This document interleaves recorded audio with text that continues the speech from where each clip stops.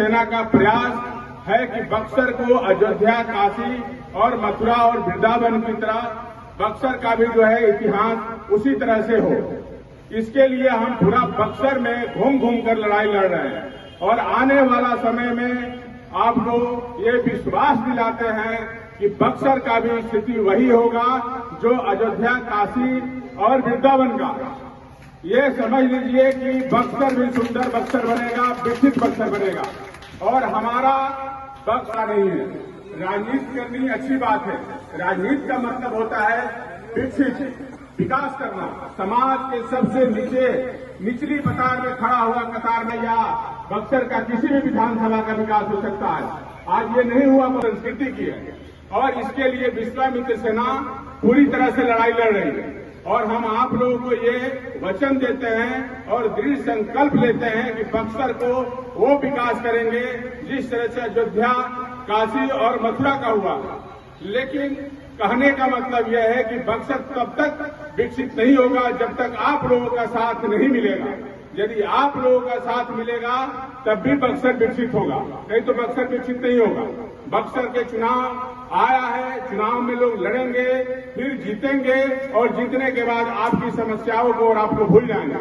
कोई आपको पूछने वाला नहीं है और समाचार लेने वाला नहीं है। आपको लड़ना होगा बक्सर के लिए, अपने क्षेत्र के लिए, अपने समाज के लिए। अभी हम कुछ दिन पहले पंचकोशी यात्रा किए थे, लेकिन स्थिति वो है रोड का, सड़क का कि आदमी पैदल नहीं चल सकता है। बक्सर का, शहर का स्थिति वही है। जितने नाले हैं, जितने समुचित विकास नहीं है। बक्सर का हर विधानसभा की स्थिति यही है। यदि भाई बक्सर का विकास ही नहीं होगा तो बक्सर किस आधार पर बक्सर के हम नेताओं को चुनते जाएंगे। बक्सर का समुचित विकास तभी संभव है जब बक्सर की जनता विश्वामित्र सेना के साथ खड़ी होकर कदम में कदम मिला के चलेगी तो बक्सर का विकास। आज इस चीज के लिए जाना जाता है कि जो आज अयोध्या, बताइए, भगवान राम का कर्म भूमि, जहां तड़का वध हुआ, जहां माता अहिल्या का उद्धार हुआ, जहां चेमन ऋषि पड़ा, जहां से पूरी दुनिया में बीते, लेकिन आज उस बक्सर को नहीं मिला। आज जब तक बक्सर को पर्यटन के दृष्टिकोण से विकसित नहीं मिलेगा और विकास हो जाएगा तो यहाँ का एक एक घर का, एक एक व्यक्ति का विकास हो जाएगा। कोई भी व्यक्ति बाहर कमाने नहीं जाएगा, मजबूरी में नहीं जाएगा। बक्सर इतना सुंदर जगह है। बक्सर जो है गंगा के किनारे बसने वाला सबसे सुंदर जगह है। बक्सर का इतिहास सतयुग से पहले से भी है।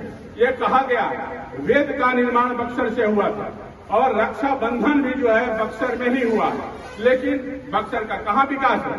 सबसे पिछड़ा हुआ जिले में आता है। हमारे बगल में, अगल बगल बक्सर का इतिहास यदि बदलना है तो बक्सर को आपको आगे आना होगा और लड़ना होगा। जात धर्म से ऊपर उठ के सनातन को मजबूत करते हुए और एक दूसरे को साथ लेकर चलने से ही हम मजबूत होंगे।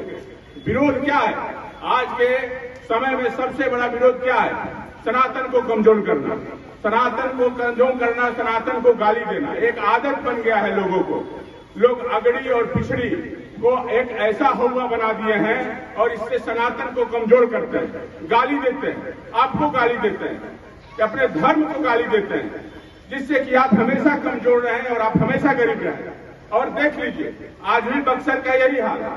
तमाम जो है जिला आज विकास के रोड मैप पे है, लेकिन बक्सर का विकास अभी तक उस स्थिति में नहीं हुआ। यदि बक्सर का विकास हो जाए तो यहाँ भी हवाई जहाज उतरेगी, यहाँ भी एयरपोर्ट बनेगा, तो बड़ी बड़ी बिल्डिंगें बनेगी। लेकिन ये क्यों नहीं हुआ, ये सोचना होगा। इसलिए नहीं हुआ कि बक्सर जो है जिस चीज के लिए विकास करने के लिए जो नेता, जो प्रतिनिधि यहाँ चुनाव जीतते हैं वो केवल अपना घर बनते हैं। हम तो ये कहते हैं इसमें से, आप में से कोई एक आदमी उठिए, इसमें से और समाज के लिए लड़िए, सनातन के लड़िए और जो विकास नहीं करता है उसका विरोध करिए। ये आपका हक है, डरिए मत, आप लड़िए, उसके खिलाफ लड़िए। डरने से कुछ नहीं होगा, अपने आप को मजबूत करिए और ये समाज का विकास होगा आपका क्षेत्र का। यही हमारी कमजोरी है कि हम लड़ते नहीं है। आज विश्वामित्र सेना आज बक्सर में विश्वामित्र पार्क बनने की फंड को अलॉट किया कि नहीं यहाँ विश्वामित्र पार्क बनेगा, लेकिन मेरा ये नहीं है। हमारा कहना है कि बक्सर को महर्षि विश्वामित्र कॉरिडोर बनाइए, जैसे काशी की कॉरिडोर बना वैसे, और हमारे जितने अध्यात्म की जगह है बक्सर का उसको एक जगह दिखाइए, जिससे दुनिया भर के पर्यटन बक्सर में आए तो हमारे बक्सर को देखे कि विश्वामित्र जी की तपोभूमि यही है, भगवान राम का कर्म भूमि यही है, जहां से तड़का इस सनातन संस्कृति के उत्थान में विश्वामित्र सेना के साथ कंधे में कंधे मिलाकर साथ में खड़े रहिए, एक सनातन उत्थान की लड़ाई लड़िए। आने वाला ये जितने हमारे लोग हैं, हमारे आने वाली पीढ़ी है, उसके लिए हम लड़ रहे हैं, उसका समुचित विकास हो, बच्चों का भविष्य मिले, अच्छे हॉस्पिटल्स बने। आज कहीं भी सदर अस्पताल बक्सर का स्थिति देख लीजिए, कहीं का भी अच्छा स्थिति नहीं है। लेकिन आने वाला समय में यदि आपका सहयोग रहा तो विश्वामित्र सेना बक्सर तमाम सुविधाएं मिलेगी, जो काशी में है, जो अयोध्या में है, जो वृंदावन में है, वही सुविधा बक्सर का मिलेगा। और हर जो अच्छी शहर बनेगा, लोग आएंगे, देखेंगे, घूमेंगे। ये हमारी लड़ाई है और बक्सर को सबसे भाइयों अगले मैदान में खड़ा करना है। बिहार का सबसे नंबर 1 जिला बनाना है और सबसे सुंदर के एक एक व्यक्ति को रोजगार मिले। ये हम लड़ाई लड़ रहे हैं। इस लड़ाई लड़ने के लिए हम करने के बाद कहीं फिर दोबारा सड़क नहीं बनती है। सबसे बुरा हाल बक्सर का सड़क का क्यों है कि हमारे जो प्रतिनिधित्व करने वाले लोग हैं उनको कोई आपके विकास से मतलब नहीं है, उनको आपके सनातन संस्कृति की बात करने के लिए नहीं है। कभी कोई बक्सर की बात न विधानसभा में उठाया न लोकसभा में उठाया कि बक्सर किस लिए जाना जाता है, लेकिन विकास के नाम पर बक्सर सबसे पिछड़े हुए जिले में आता है। तो हमारा ये कहना है आप लोगों से, सबसे हाथ जोड़ के निवेदन है कि अपने बक्सर के लिए, अपने सनातन के लिए, अपने विकास के लिए आपको लड़ना होगा, आपको आगे खड़ा रहना होगा। और आपको अधिकार है उन जनप्रतिनिधियों से पूछने का कि हमारा क्षेत्र में विकास क्यों नहीं हुआ। क्या बार आपकी ताकत आती है वोट की, एक ही बार ताकत आती है जो सबको आपके सामने आके झुकना पड़ता है, केवल वोट की ताकत। लेकिन ये वोट जब कोई मांगने आता है तो ये आप पूछने का अधिकार है, ये आपका हक है कि भाई काहे नहीं हमारे। और हर व्यक्ति जो है विश्वामित्र सेना के साथ जुड़िए और सनातन उत्थान की बात करिए। इसी के साथ हम बाड़ी को अपना विराम देते हैं। एक बार जोर से बोलिए, जय श्री राम, भारत माता की। पैनोरमा ग्रुप, जो सोचता है वो करता है। आपके अपने सपनों का आशियाना।